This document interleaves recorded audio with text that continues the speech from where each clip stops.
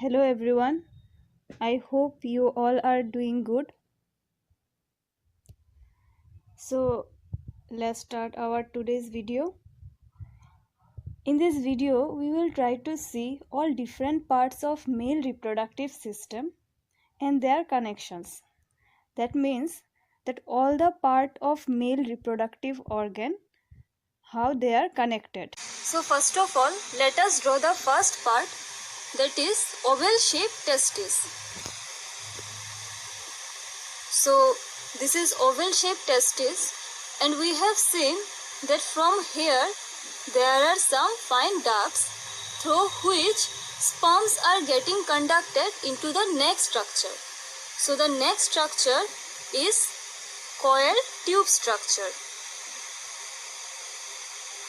But we normally don't show it as coil, and this coil tube structure is known as epididymis. Actually, it is a coil long tube about 6 meter, and it is highly coiled, and this epididymis has 3 parts. The upper part, which is known as head part or capac epididymis. The middle part, which is known as body part or corpus epididymis. And then the third part, which is known as tail part or cauda epididymis. Now in this third part or cauda epididymis, the sperms are stored for 18 to 24 hours. And in this duration, the sperms attain physiological maturity.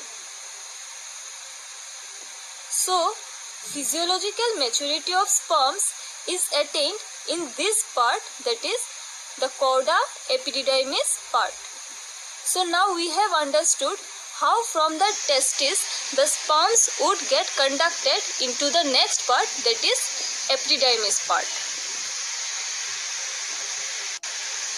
Here, when we draw the system,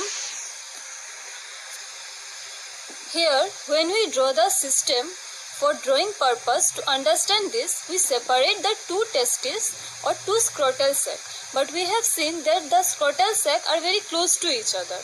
So we are drawing them at a distance because we have to study the structure.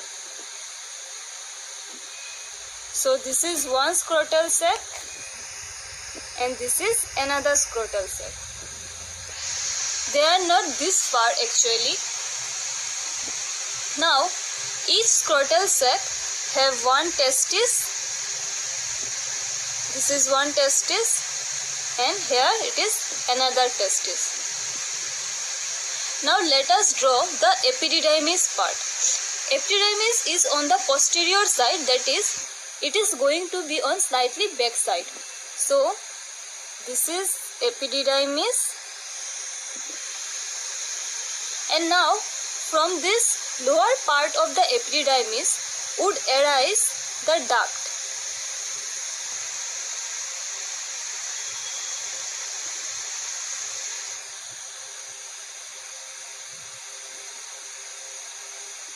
So this is the duct which arises from the lower part of, that is tail part of epididymis, and this duct goes up. So this is scrotum and this one is testis and this is epididymis.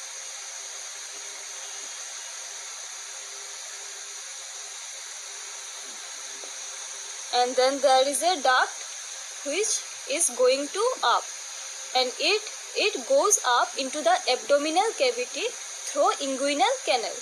If you are able to recall, there is a narrow connection between the abdominal cavity and vaginal coelom, which is inside the scrotum, and this narrow tube is called inguinal canal. So this duct is called vasa efferentia.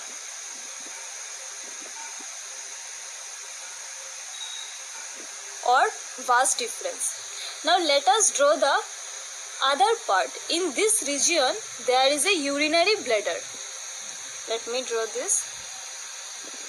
This is a urinary bladder. So this sac-like structure is the bladder, and this is vasa efferentia, which goes up to the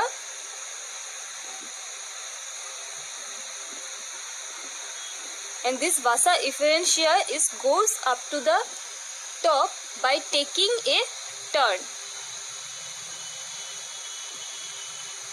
and then it comes closer to the bladder.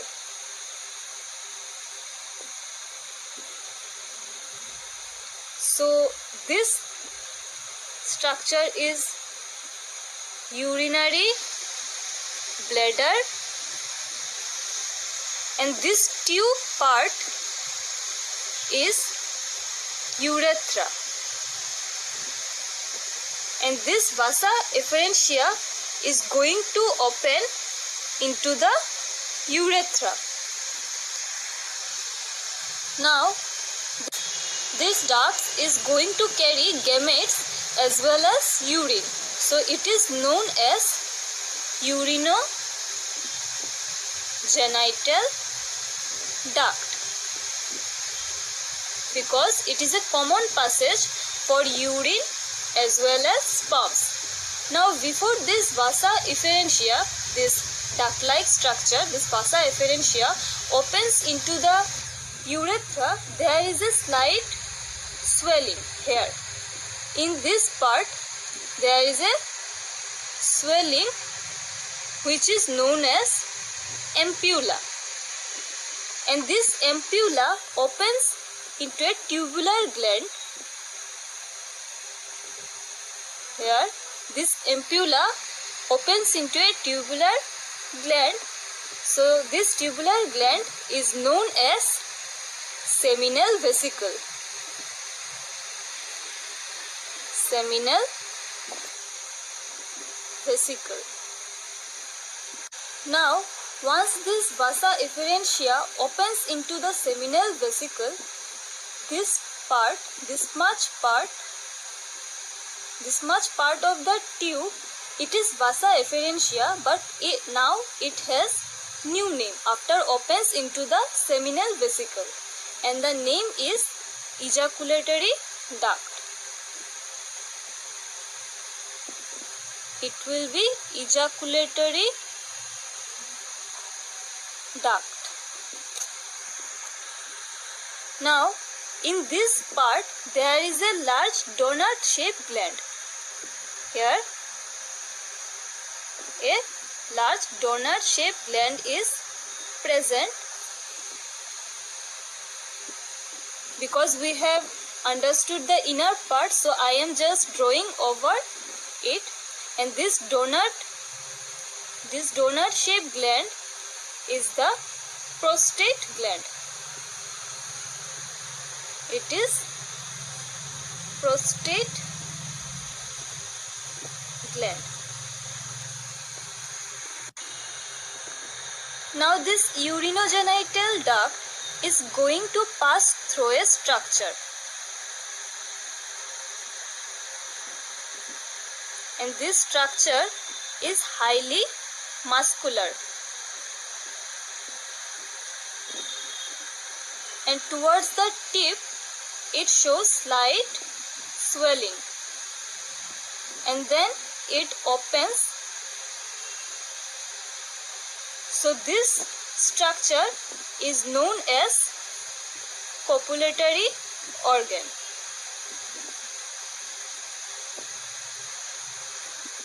This is external genitalia, and this swelling tip is known as foreskin.